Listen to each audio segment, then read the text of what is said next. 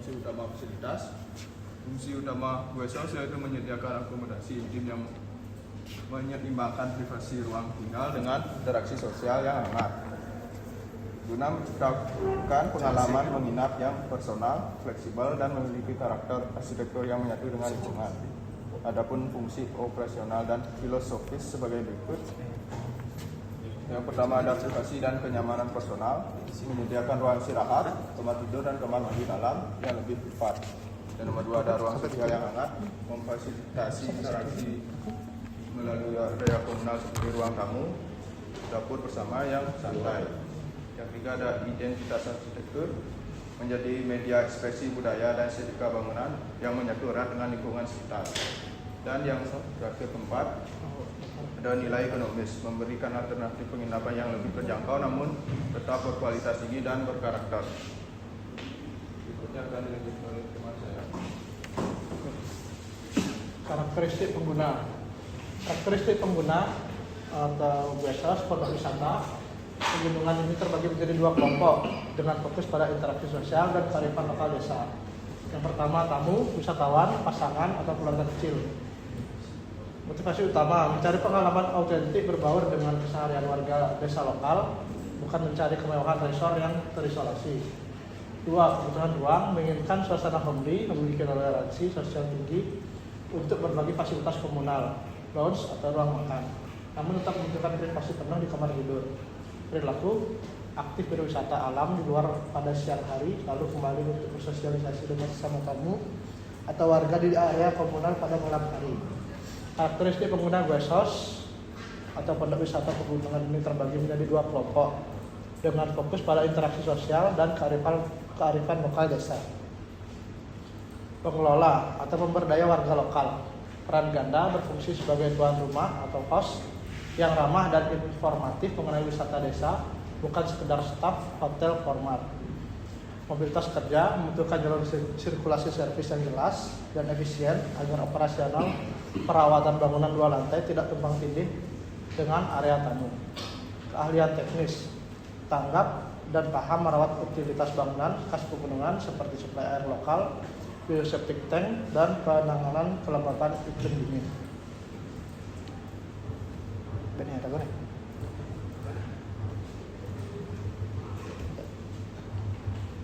Jenis kegiatan dan kapasitas. Yang pertama, pengguna atau pelaku. Ada tamu, wisatawan perseorangan, pasangan atau keluarga kecil. Ada pengelola, resepsionis, housekeeping, staf dapur, dan teknisi atau keamanan. Yang kedua, zona dan kegiatan utama dibagi menjadi tiga, yaitu zona privat atau tamu untuk tidur istirahat dan relaksasi privat di balkon. Zona komunal atau tamu dan staf bersosialisasi, makan atau minum, bersantai di lounge atau fire pit, serta proses check-in atau check-out. Yang terakhir ada zona servis atau staf memasak, administrasi, pemeliharaan bangunan, dan parkir. Yang ketiga ada kapasitas atau daya tampung, didesain dengan skala kecil sampai menengah untuk mempertahankan konsep satu masa bangunan yang kompak atau dua lantai. Terbagi menjadi 4. Pertama ada kamar tidur 8-12 unit kamar untuk 16-25 orang tamu. Yang kedua ada ruang komunal atau lounge dan ruang makan, bisa untuk 15-20 orang dengan konsep open plan. Yang ketiga ada pengelola 4-6 staff per shift. Yang keempat ada area parkir 4-6 unit mobil dan 8-10 unit motor, atau dibatasi secara ketat untuk meminimalkan pengerukan lahan atau cut and fill. Bagian ini menguraikan aktivitas kapasitas maksimal guesthouse guna menjaga kehidupan ruang dan meminimalkan jejak bangunan pada lahan berkontur. Nah, dikelompokkan ada kelompok pengguna atau pelaku. Yang pertama ada tamu pengunjung atau wisatawan, pasangan atau keluarga kecil. Dibagi menjadi zona privat. Jenis aktivitasnya untuk tidur atau beristirahat, membersihkan diri, menyimpan barang bawaan, dan relaksasi privat. Estimasi kebutuhan ruang atau fasilitas, unit kamar mandi dalam, dan balkon privat. Adapun kapasitas daya tampung 8 sampai 12 unit kamar, maksimal menampung 16 sampai 25 orang tamu. Ada tamu dan staf pengelola. Zonanya terdapat di komunal atau publik. Jenis aktivitasnya bersosialisasi, makan dan minum santai, menikmati fasilitas. Estimasi kebutuhan ruang atau fasilitas: lodge atau ruang duduk, ruang makan terbuka, airpit atau deck observasi. Kapasitas daya tampungnya 15 sampai 20 orang.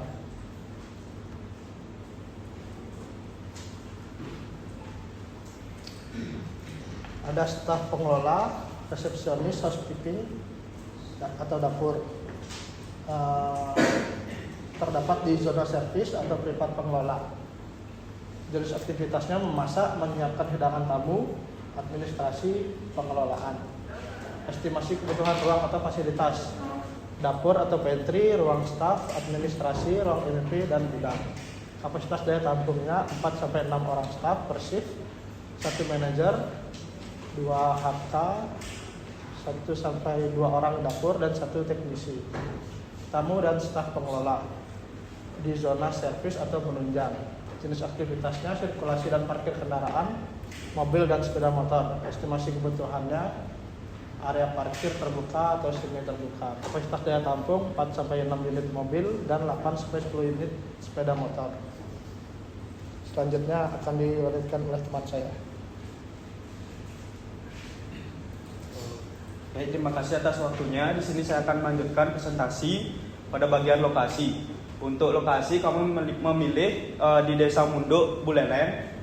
Desa Munduk merupakan kawasan dataran tinggi Buleleng dengan topografi perbukitan, curam, dan lembah berundak yang secara harmonis memadukan budaya agraris, pelestari sumber mata air dengan sawah, perkebunan cengkeh, dan kopi yang asri. Alasan kami memilih lokasi di sini, yang pertama ada keselarasan rutinitas agrikultur.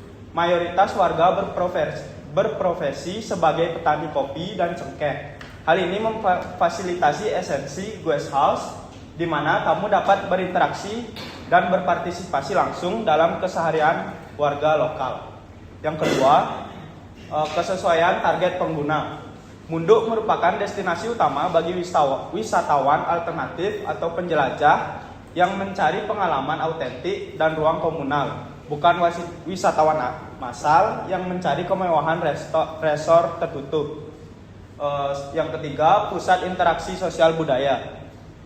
Keberadaan sistem komunal Subak Abian memberikan peluang edukasi budaya bagi tamu, menjadikan bangunan sebagai jembatan interaksi sosial. Dan yang keempat, dukungan topografi dan iklim. Kontur perbukitan sangat ideal untuk aplikasi struktur split level yang meminimalkan cut and fill. Selanjutnya, bab 2, persyaratan lokasi. Yang pertama, kesesuaian tata ruang atau zoning. Kawasan secara legal harus diperuntukkan bagi zona permukiman atau pariwisata yang mengizinkan berdirinya fasilitas komersial skala kecil, khususnya akomodasi pariwisata jangka pendek. Yang kedua, kesesuaian syarat tugas. Kawasan harus memiliki ketersediaan lahan yang memenuhi batas minimal luas tapak sesuai ketentuan tugas atau TOR, yaitu minimal 500 meter persegi. Yang ketiga, aksesibilitas jalan. Kawasan dapat dijangkau dari jalan kolektor kabupaten dan terhubung dengan jalan lingkungan desa yang kondisinya memadai untuk dilalui kendaraan roda 4 dengan sirkulasi yang aman.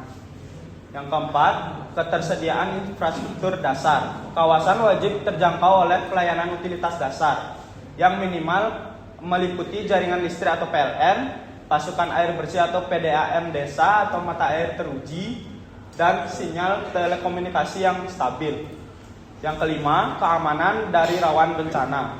Kawasan harus berada di luar zona merah bencana tingkat tinggi, mengingat tipologi penggunaan lokasi dilarang keras berada di area dengan riwayat longsor aktif, tanah labil, atau di atas garis sesar. Yang keenam, konteks sosial budaya. Kawasan berlokasi di lingkungan dengan aktivitas keseharian warga lokal yang aktif.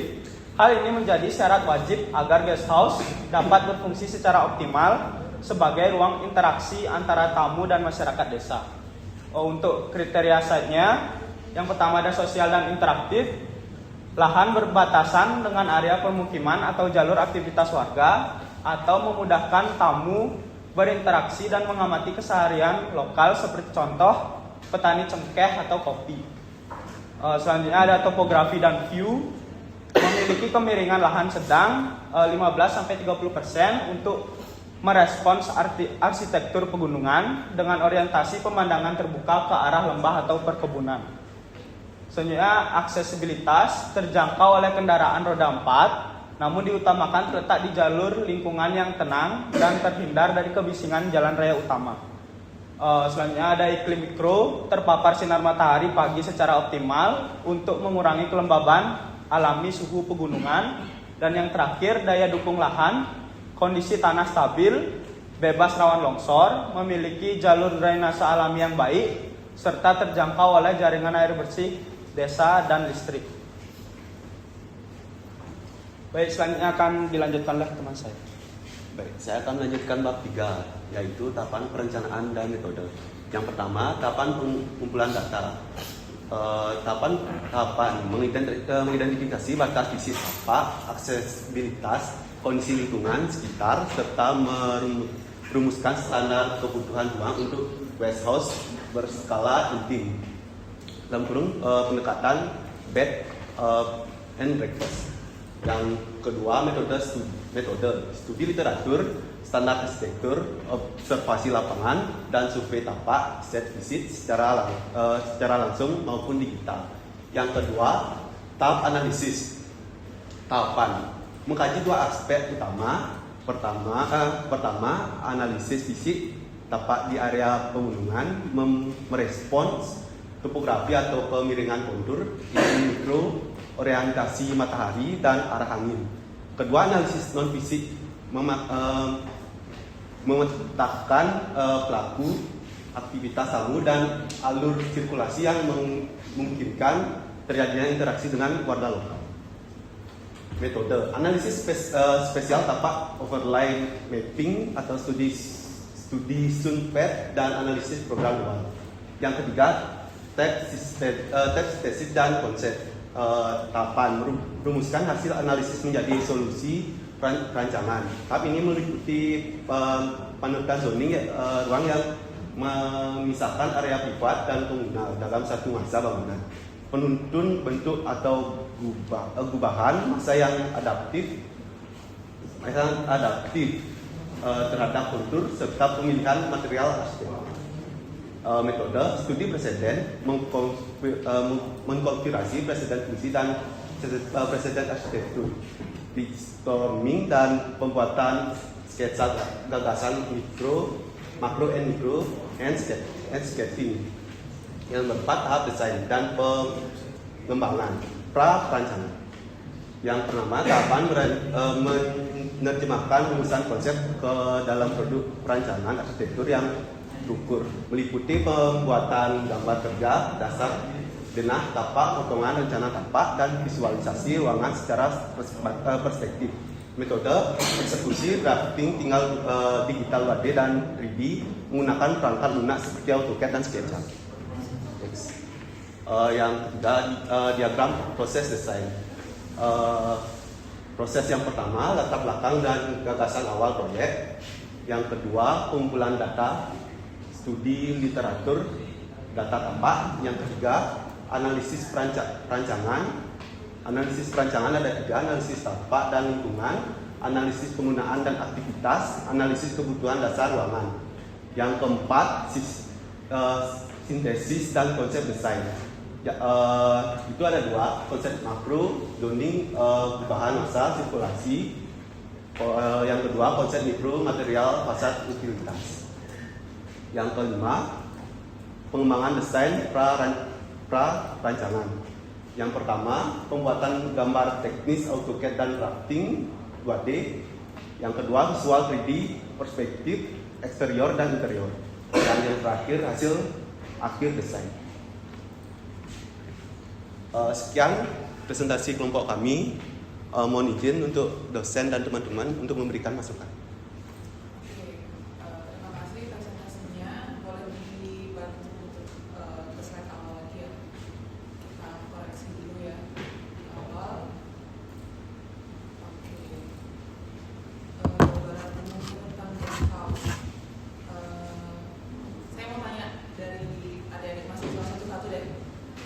coba definisikan guest house yang sudah kalian cari dari literatur ini.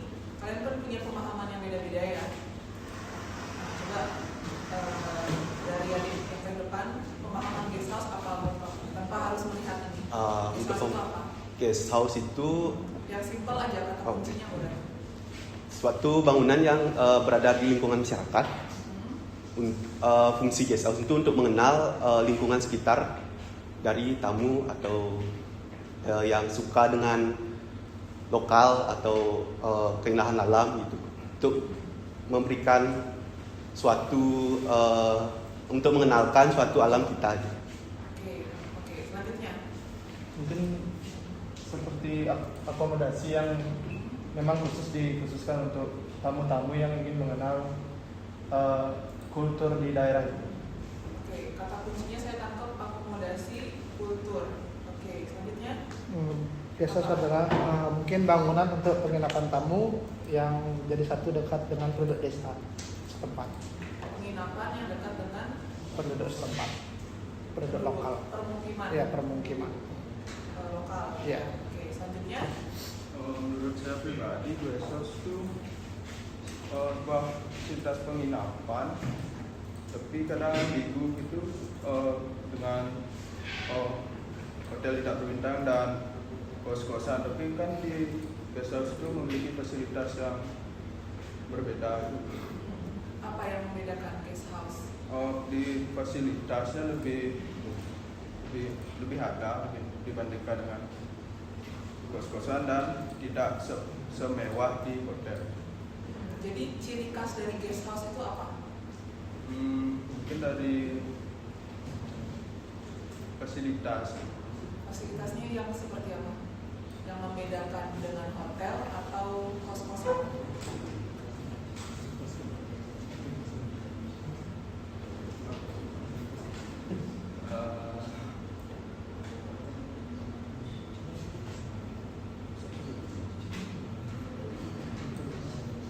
Di rumah sendiri, Seperti di rumah sendiri. tapi dia lebih ke privat. Lebih privat. Oke, seperti di rumah sendiri lebih privat, bukan hotel, bukan kos-kosan gitu ya. Lalu temannya? Baik, jadi menurut saya guest house itu merupakan fasilitas akomodasi yang berbeda dengan villa. Kalau guest house itu dia berdampingan dengan warga lokal atau pemilik dari guest house tersebut untuk disewakan kepada tamu, sehingga tamu itu mendapatkan pengalaman yang berbeda dari villa. Jadi tamu itu bisa melihat kegiatan sehari-hari warga lokal termasuk budaya sekitarnya. Oke, ya. Dan terakhir, apa? Menurut saya, sesuai arahan bimbingan dari dosen sebelumnya itu, menurut saya guest house itu penginapan, cuman dia lebih ke lebih berbaur dengan masyarakat sekitar. Dan di guest house ini akomodasi penginapan yang biasanya dikelola langsung oleh si yang punya rumahnya langsung juga, supaya dia juga bisa bersinggungan dengan masyarakat sekitar untuk memperkenalkan Budaya lokal. ya budaya lokalnya, mungkin ada wisata misalnya di situ. Oke, jadi masing-masing dari kalian itu harus paham dulu ya guest house ini apa poinnya. Itu apakah dia ada fasilitas yang bisa di-sharing, mungkin kayak tadi ada dapurnya bisa digunakan bersama. Gitu. Atau dari jenis tempat tidurnya itu mungkin dia sharing. Nanti kamar mandinya juga sharing. Atau ada yang lebih private lagi, tadi kan sudah bilang ada yang private ya. Jadi di sini kalian harus jelas guest house-nya itu yang seperti apa. Oke, lanjut lagi slide selanjutnya.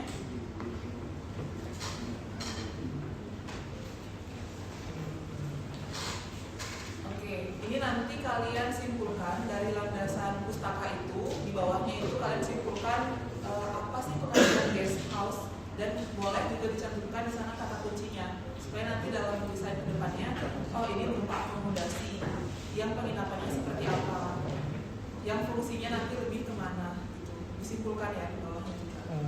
Izin Bu, sebelumnya sudah kami simpulkan di definisi guest house di sini. Definisi guest house. Iya. Oke.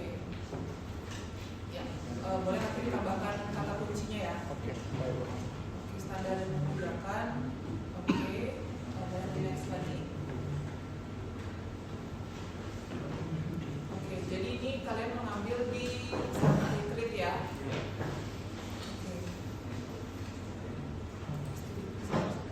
Jadi nanti apanya dari sana retreat ini yang akan kalian ambil? Bagian apanya saja? Material apa? Konstruksi panggung, buka jendela, Konstruksinya panggung. Oke. buka jendela lebar. Material lokal. Material lokalnya seperti apa? Karena lokal setempat itu kan beda-beda ya tiap daerah. Ini maunya pakai material apa?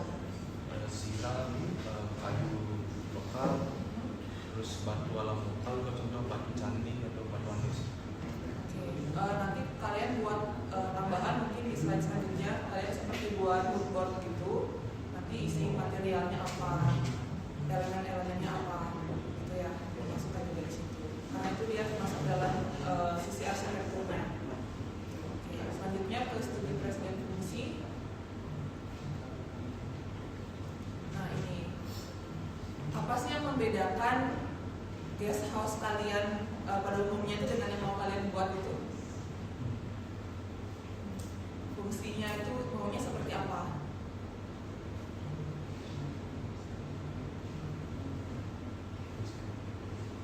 Lebih ke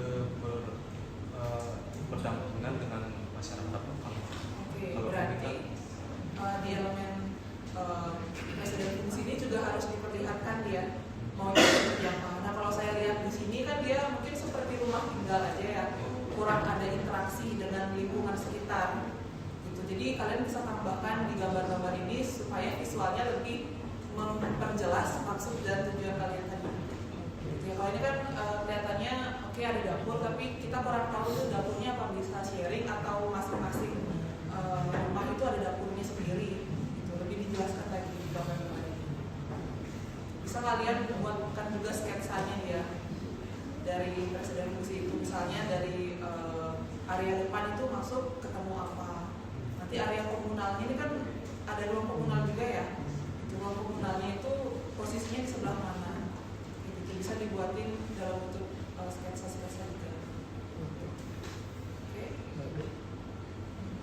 lanjut lagi. Oke, coba dilanjut lagi. Lanjut lagi, tadi saya lihat yang di karakteristik site. Kalian ngambilnya di mana itu? Di Mundo ya? Oke, jadi sebelum ke sini kalian harus tentukan dulu sebetulnya karakteristik site-nya dulu deh, baru menentukan lokasi. Jadi ada kriteria, baru ada kandidat-kandidatnya. Gitu. Ini kayak 1 tambah 1 sama dengan 2. Ini 2-nya muncul duluan gitu. Nanti 1 tambah 1-nya belakangan. Jadi harus berstruktur gitu ya, berurutan. Kriteria lokasinya seperti apa, baru munculnya oh ternyata yang cocok itu di Desa Mundo loh. Jadi kalau saya tanya kenapa sih di Desa Mundo ini, itu kalian harus buka slide selanjutnya dulu. Coba di slide selanjutnya kita lihat. Oke, nah persyaratan lokasi dan kriteria saat ini kalian dapatnya dari mana?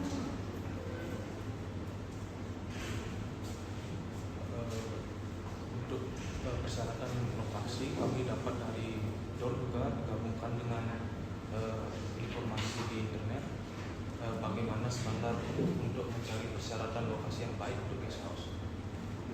Oke, itu dapat dari jurnal atau artikel atau apa? Jurnal dibantu dengan Mana dia keterangan sumbernya? tidak tercatat. Nggak ada sumbernya. Ada sumbernya cuman saya tidak tahu. Oke, untuk persyaratan lokasi dan kriteria ini juga dimasukkan sumber-sumbernya, gitu ya. Seperti aksesibilitas gitu. Kadang kalau kita mau ngomongin tempat yang hidden gem itu kan tempatnya aksesnya untuk ke sana tuh agak sulit ya. Nah kalian aksesibilitasnya itu maunya yang kendaraan roda 4 kayak gitu. Apakah nanti yang di Bundo yang kalian bilang itu aksesnya bisa menuju ke sana nggak? Kan? Kadang nanti kan nggak sinkron ya, bisa aja untuk menuju ke tempat yang private gitu kita harus jalan kaki, malah parkir mobil atau motornya malah di atas gitu. Kita ke bawah malah jalannya atau sebaliknya. Jadi harus ditentukan dulu ya. Lanjut lagi tahapan perencanaan dan metode. Oke, ini udah dijelasin di slide selanjutnya ya.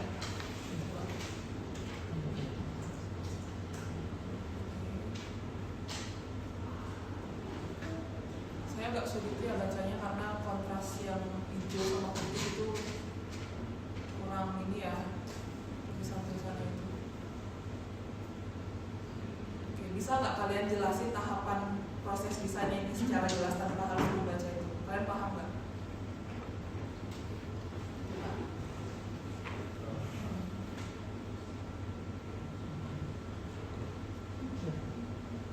Mungkin yang pertama itu dari menentukan gagasan utama, gagasan awal proyek, selanjutnya pengumpulan data, baru analisis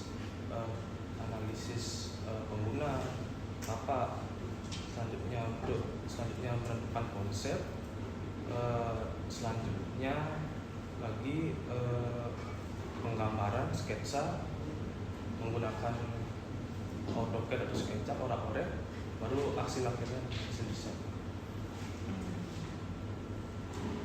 Oke, jadi kalian sebelum masuk ke sini harus dibaca lagi ya tornya ya. Di tor itu sudah jelas sekali skematiknya itu seperti apa, runtutannya itu udah jelas. Ini kalau saya lihat masih ada berantakannya ini ya. Di analisis tapak itu, tapak dan lingkungan itu kurang jelas juga, analisis lingkungan dan aktivitas itu juga. Coba dicek lagi urutannya, gitu ya. Mungkin yang kalian buat ini udah benar, tapi urutannya belum sesuai sama kita. Ya, nanti tolong dicek lagi ya.